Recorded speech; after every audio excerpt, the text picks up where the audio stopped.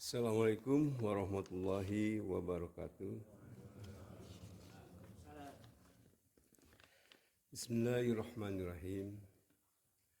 Alhamdulillahirabbil alamin. Alhamdulillahilladzi hadana li hadza wa ma kunna linahtadiya an hadanallah. Asyhadu an la ilaha illallah wahdahu la syarikalah. Wa asyhadu anna Muhammadan abduhu wa rasuluh. Ya la ba'da. Wa bi sahri sadri wa yassir amri wahlul 'uqdatam min lisani yafqahu qawli. Puji dan syukur marilah kita panjatkan kepada Allah Subhanahu wa taala atas limpahan nikmat yang dianugerahkan pada kita, baik nikmat iman, nikmat Islam, nikmat kesehatan dan juga kesempatan yang memungkinkan kita bisa hadir di kesempatan yang sangat baik ini untuk bersama-sama menjalankan, melaksanakan salah satu perintahnya dari Allah Subhanahu wa taala untuk melaksanakan salat subuh berjamaah.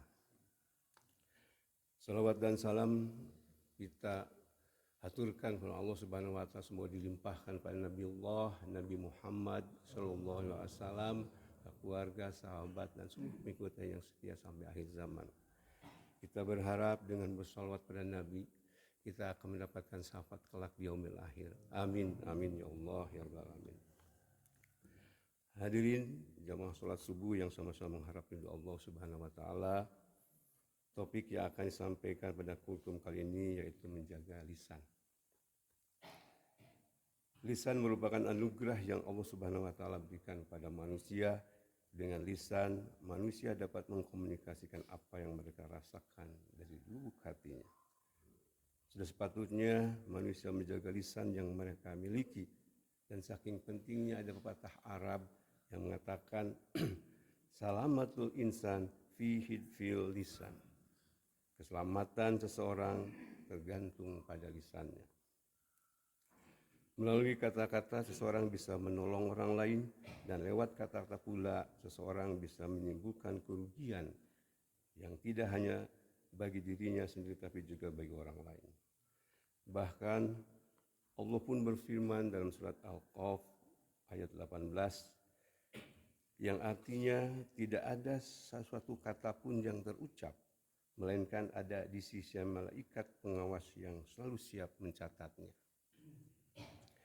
Nabi Muhammad SAW juga meminta kaum muslimin untuk membatasi ucapannya, bahkan menganjurkan untuk menghindari berbicara yang tidak penting. Janganlah kamu sekalian memperbanyak bicara selain berzikir kepada Allah. Sesungguhnya memperbanyak perkataan tanpa zikir kepada Allah akan mengeraskan hati dan sejauh-jauhnya manusia adalah yang hatinya keras. Hadis riwayat Tirmizi. Terdapat banyak perbuatan yang berasal dari lisan yang berujung menjadi dosa. Contohnya bergibah, mengadu domba, pembicaraan yang tidak bermanfaat, candaan yang berlebihan.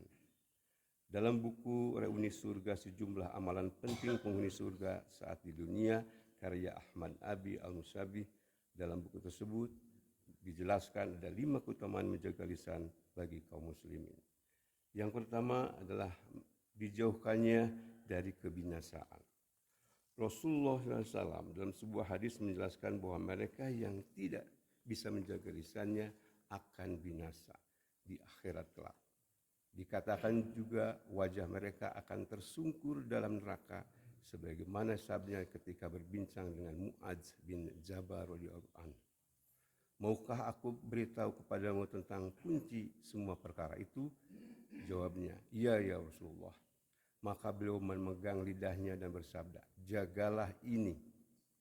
Dia pun bertanya, wahai Rasulullah, apakah kami dituntut disiksa karena apa yang kami katakan? Maka beliau pun bersabda, celakalah engkau, adakah yang menjadikan orang menyungkurkan mukanya di dalam neraka selain ucapan lisan mereka? Hadis riwayat Tirmizi. Yang kedua, mendapatkan ridho Allah Subhanahu wa taala. Orang yang menjaga lisannya niscaya akan mendapat ridho Allah Subhanahu wa taala. Hal ini sesuai dalam sebuah hadis yang berbunyi, sesungguhnya seseorang berbicara dengan satu kalimat yang diridhoi Allah dan dia tidak menyangka akan sampai kepada apa yang ditentukan oleh Allah, lalu Allah mencatat keridhaannya baginya pada hari dia berjumpa dengan Allah. Hadis riwayat Tirmizi, Ibnu Majah, Imam Malik, dan Ahmad. Yang ketiga, dekat dengan Rasulullah SAW di surga. Menjaga lisan jadi fondasi satu akhlak yang baik. Dengan akhlak yang baik itu, maka akan membawa diri kaum muslimin dekat kepada Allah, Nabi Muhammad SAW di surga kelak. Sesungguhnya yang paling aku cintai di antara kalian dan yang paling dekat tempat duduknya dengan aku pada hari kiamat adalah kalian yang paling baik akhlaknya. Hadis riwayat Tirmizi. Yang keempat, diganjar surga. Mereka yang dapat menjaga lisannya dari perkataan buruk dan tidak berguna, niscaya akan diganjar surga oleh Allah Subhanahu wa taala. Nabi Muhammad SAW bersabda dalam sebuah hadis dari Sahal bin Sa'ad, barang siapa yang dapat memberikan jaminan kepadaku tentang kebaikannya, apa yang ada di antara kedua tulang rahangnya, yaitu mulut dan lidah, serta di antara kedua kakinya, yaitu kemaluannya, maka saya akan berikan jaminan surga untuknya. Hadis riwayat Bukhari. Yang kelima, memperoleh kedudukan tinggi sebagai muslim. Dalam sebuah riwayat, Nabi Muhammad SAW ditanya, siapakah muslim yang paling utama? Kemudian beliau menjawab, orang yang bisa menjaga lisan dan tangannya dari perbuatan buruk kepada orang lain. Hadis riwayat Bukhari. Jamaah rahimakumullah. Di zaman modern ini, ucapan atau ujaran tidak semata muncul dari mulut, tapi juga bisa dalam bentuk status Facebook, cuitan di Twitter, meme di Instagram, konten video, dan lain sebagainya. Media sosial juga menjadi ajang rame-rame berbuat gibah, fitnah, tebar kebohongan, provokasi kebencian, bahkan sampai ancaman fisik yang membahayakan. Makna lisan pun meluas, mencakup pula perangkat-perangkat di dunia maya yang secara nyata juga mewakili lisan kita. Dampak yang diterima pun juga sama, mulai dari adu domba, tercorengnya martabat orang lain, sampai bisa perang saudara.